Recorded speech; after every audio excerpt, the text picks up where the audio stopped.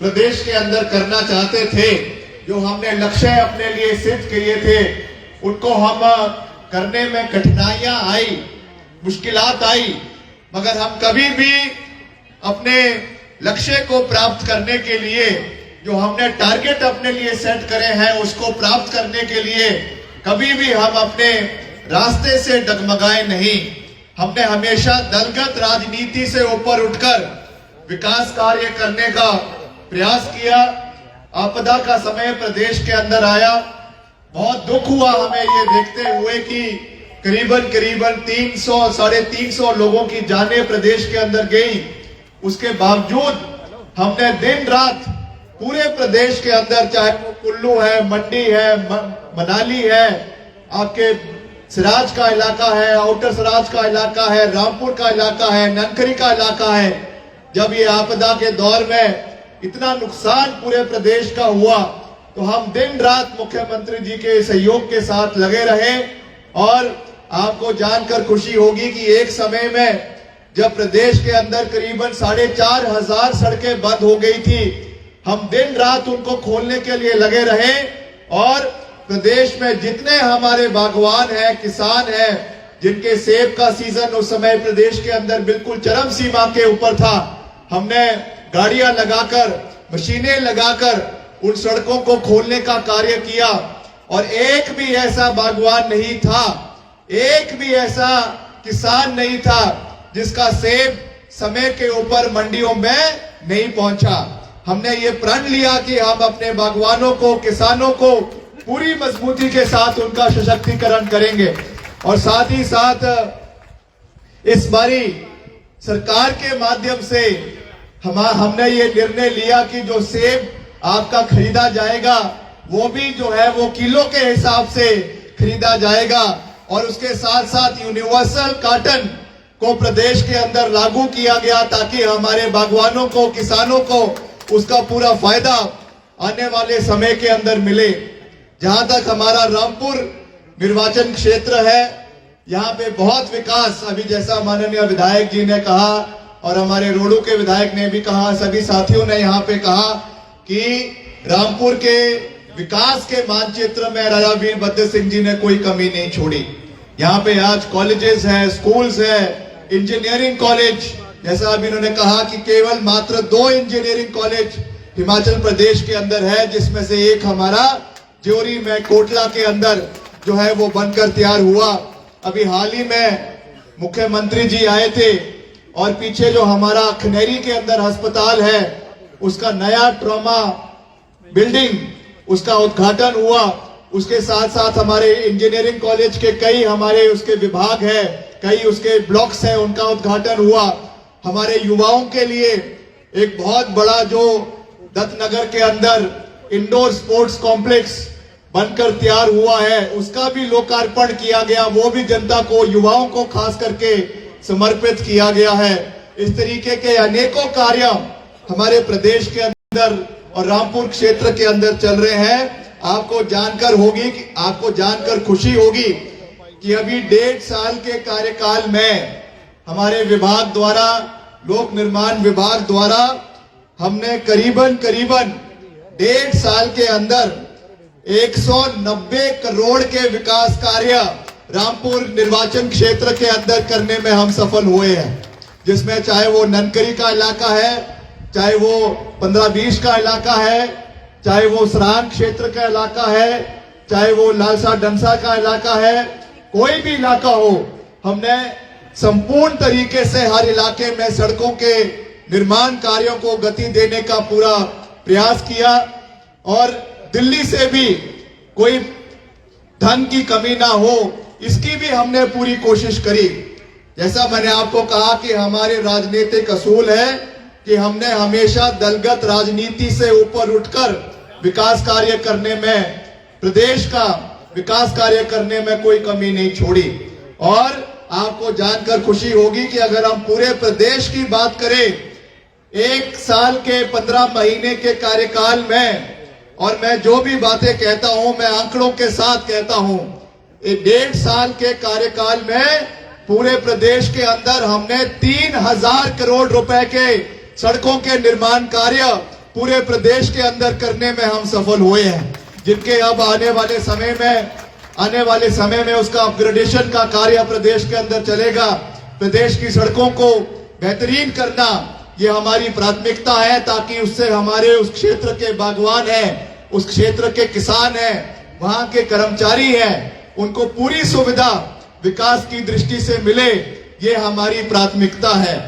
कर्मचारी जो प्रदेश के रीढ़ की हड्डी है, उनके लिए जो हमने वादा किया था, पहली कैबिनेट मीटिंग में हमने ये वादा किया कि हम ओल्ड पेंशन स्कीम की बहाली करेंगे। जैसे ही हमारी सरकार बनी, पहली कैबिनेट मीटिंग में हमने ओपीएस की बहाली हिमाचल प्रदेश के अंदर करी।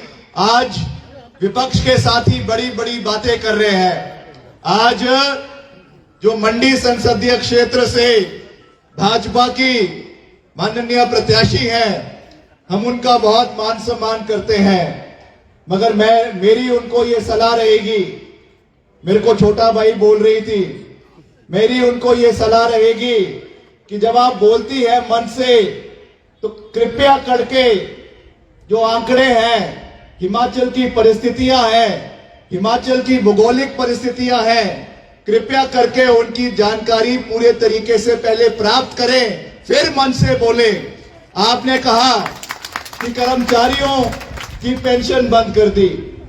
आपको जो ये आपके साथी ट्यूटर करके बोलते हैं, जो आपको लिखित रूप से आपकी स्पीच बनाकर देते हैं, आपको जानकारी नहीं है कि हिमाचल प्रदेश की पहली राज्य हिमाचल प्रदेश था जहां पर old pension scheme Congress party की सरकार ने शुरू करी। अगर आप कर्मचारियों की इतने हितैषी हैं, तो हिमाचल प्रदेश का जो 9,000 करोड़ रुपए केंद्र के पास फंसा हुआ है, जो बकाया हमारे ओपीएस पेंशनर्स का है, उसको आप हिमाचल प्रदेश लाइए, तब हम आपकी बात को मानेंगे। बड़ी बड़ी बातें करने से कुछ नहीं होता है, बड़ी बड़ी बातें करने से कुछ नहीं होता है, मैं ये उनको कहना चाहूंगा।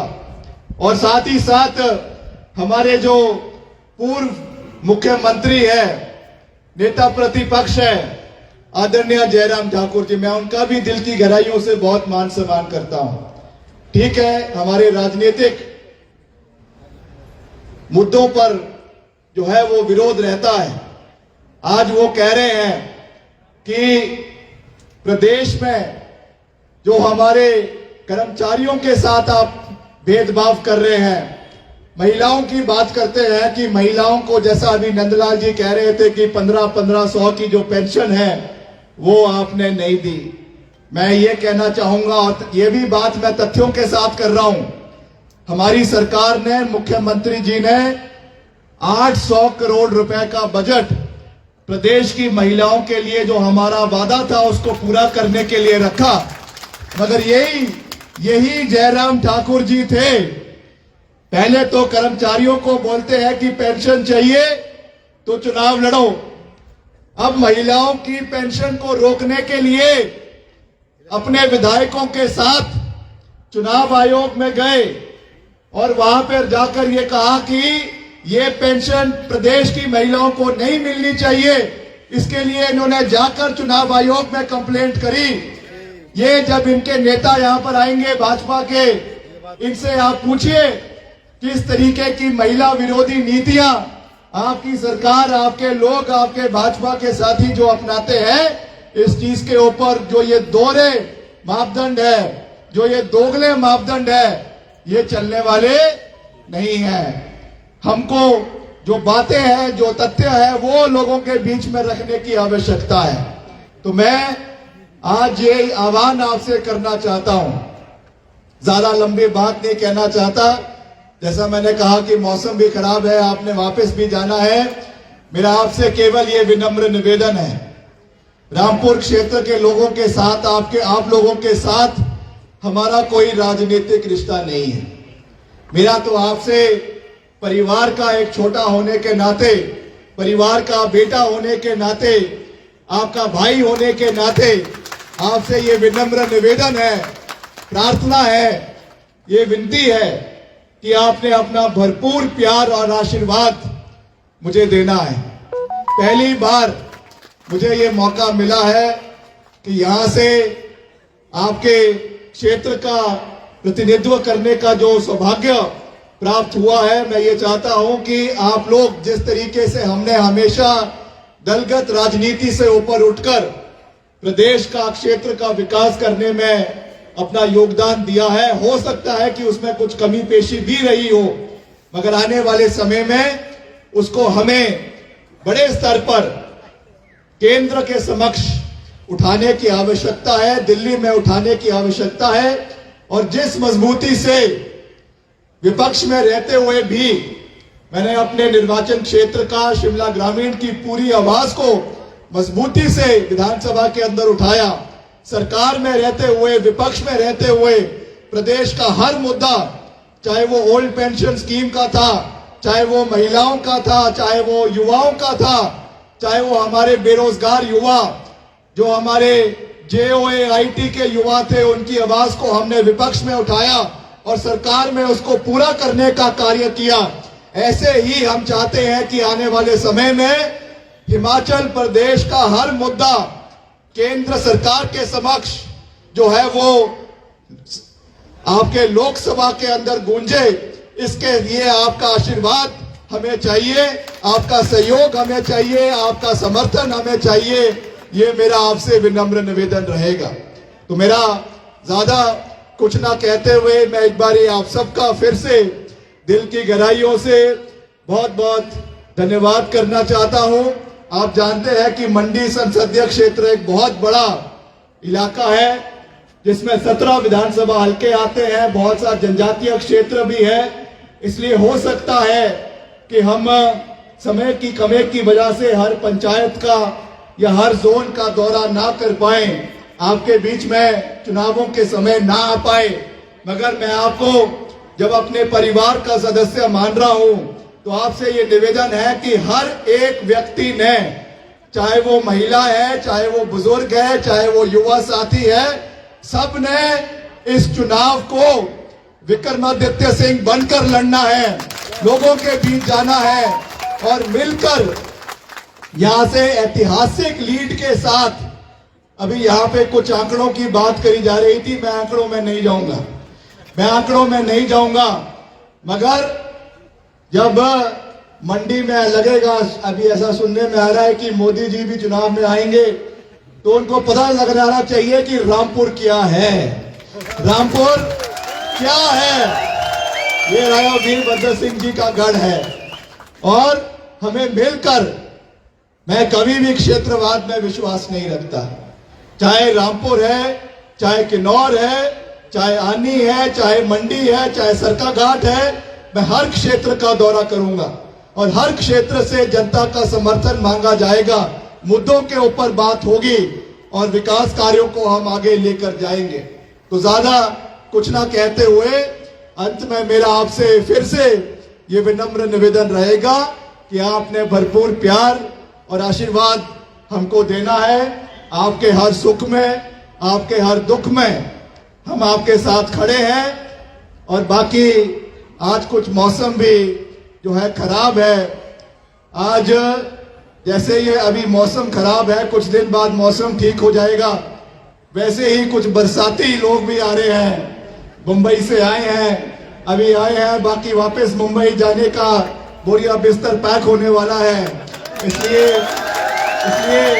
मैं इतना ही कहूंगा कि मैं उनका मान सम्मान करता हूं, मगर